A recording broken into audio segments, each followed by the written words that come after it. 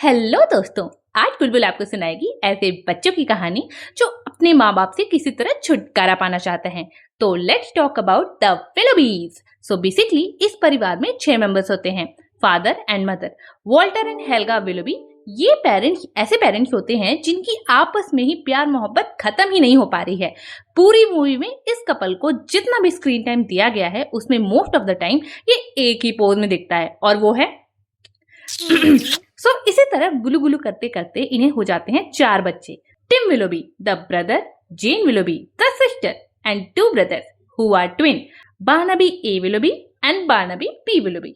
इन दोनों में सिर्फ ए और बी का डिफरेंस। अभी कहानी शुरू होती है इस बात से कि इस फैमिली में जो भी फैसिलिटीज हैं, इवन जो खाना भी बनता है, उसका यूज सिर्फ एक कपल करता है और अपने बच्चों को सिर्फ लेफ्ट ओवर देता था। और कभी कभी तो वो भी नहीं, इनके बच्चे हो तो गए थे बट ये दोनों उन्हें पालने में बिल्कुल भी इंटरेस्टेड नहीं थे। और इन बच्चों का अपना गुजारा तो चल नहीं पा रहा था कि इन्हें अपने घर के बाहर एक और अनाथ बच्ची मिलती है जिसका नाम ये रखते हैं रूथ। और जेन उसे उठाकर अपने घर ले आती है और फिर इस बित्ते भर की आइटम ने जो जो कांड किए हैं यू कांट इवन इमेजिन। और जब इसकी भनक इनके माँ बाप को लगती है तो वो अपने सारे बच्चों को घर से निकाल देते हैं और शर्त रखते हैं कि तुम सब इस घर में तभी आ पाओगे जब इस बित्ते भर की आइटम को बाहर छोड़ के आओगे। वैसे तो जेन को ऐसा करने का बिल्कुल भी मन नहीं था बट टिम उसके सर हो जाता है और वो इतना प्रेशर डालता है कि जेन रूथ को लेकर सिटी के एक बहुत ही फेमस और यूनिक प्लेस पर जाती है। बेसिकली इस जगह पे होती है एक कैंडी की फैक्ट्री जिसके सुपरवाइजर का नाम था कमांडर मेलनॉफ। यूं तो सारी सिटी वाले लोगों को लगता है कि ये एक कहानी है बट जब ये चारों भाई बहन रूथ को छोड़ने उस जगह पे जाते हैं तो वो चुपके से फैक्ट्री के अंदर देखते हैं एंड इट वॉज ट्रुथ। वो वहीं पे रूथ को छोड़कर चले आते हैं। आने के बाद ये बच्चे अपने ही माँ बाप से काफी परेशान हो जाते हैं और अल्टीमेटली वो ये सोचने पे मजबूर हो जाते हैं कि इन बिना काम के माँ बाप से छुटकारा कैसे पाया जाए।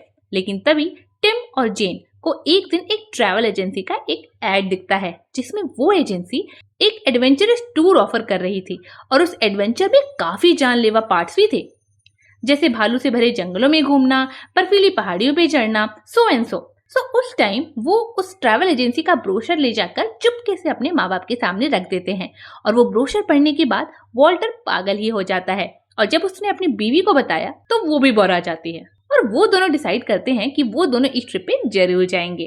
और उनका ये डिसीजन सुन के चारों बच्चे खुश हो जाते हैं कि चलो ऐसी खतरनाक ट्रिप पे किसी न किसी तरह तो इन दोनों का काम तमाम हो ही जाएगा। Can you imagine. लेकिन जाने से पहले वो दोनों अपने बच्चों के लिए एक नैनी रख जाते हैं ताकि ये बच्चे घर पे कुछ उल्टा सीधा ना कर दें और उस नैनी का नाम होता है लिंडा। अब कहानी में ट्विस्ट ये आता है कि लिंडा एक अच्छी औरत होती है और बातों बातों में वो लिंडा को रूथ के बारे में भी बताते हैं और रूथ के बारे में सुनते ही लिंडा सारे बच्चों के साथ पहुंच जाती है उस कैंडी की फैक्ट्री। वहां ये सब एक्चुअल कमांडर मेलेनॉफ से मिलते हैं और उन्हें पता चलता है कि उन्होंने रूथ को अपना लिया है, लेकिन रूथ पूरे दिन फैक्ट्री में घूम घूम के कैंडी खाती रहती है। यार इतना छोटा बच्चा पूरे दिन में कैंडी कैसे खा सकता है, बट ठीक है, कार्टून में कुछ भी हो सकता है। तो लिंडा कमांडर को समझाती है कि एक बच्ची को क्या खिलाना चाहिए और फिर वो सारे रूथ को कमांडर के पास छोड़कर घर वापस आ जाते हैं। और इसी बीच उन्हें पता चलता है कि उनके माँ बाप जहाँ भी है वहां से उन्होंने बैठे बैठे अपने घर को सेल करने का डिसाइड कर लिया है और अब ये सारे बच्चे मिलकर उन सब लोगों को भगा देते हैं जो ये घर देखने के लिए आ रहे होते हैं। इन द मीनवाइल टिम को लिंडा के ऊपर शक होता है और उसे लगता है कि लिंडा उसके पेरेंट्स के लिए काम कर रही है और उनके साथ कुछ गलत कर सकती है। और उसी समय टिम एक अनाथालय में जाकर शिकायत कर देता है। अब अनाथालय से इंस्पेक्टर आते हैं और इन सबको पकड़ के ले जाते हैं और अलग अलग फैमिलीज वाले इन बच्चों को अडॉप्ट कर लेते हैं। लाइफ बिल्कुल बेकार सी हो जाती है बट टिम हार नहीं मानता। वो किसी तरह अपनी करेंट फैमिली से भाग जाता है और अपने सारे भाई बहनों को इकट्ठा करता है और अब ये प्लान बनाते हैं कि अगर हम अपने माँ बाप को वापस ले आए तो ऑर्फनेज वाले यानी कि अनाथालय वाले उन्हें अनाथ नहीं मानेंगे और छोड़ देंगे। सबको ये बात पसंद आती है, लेकिन ट्रैवल प्लान के अकॉर्डिंग वो दोनों उस वक्त बर्फीली पहाड़ियों पे थे और वहां जाना काफी खतरनाक था। अब उन बर्फीली पहाड़ियों तक पहुंचने के लिए ये सारे कमांडर मेलेनॉफ की हेल्प लेते हैं और उनकी हेल्प से एक उड़ने वाली कैंडी की शिप बनाते हैं। Can you imagine. खैर, तो टिम अपने भाई बहनों को लेकर उसी उड़न खटोले में बैठ जाता है और अपने माँ बाप को लेने के लिए निकल जाता है और कमांडर और लिंडा को जानबूझ के पीछे छोड़ देता है।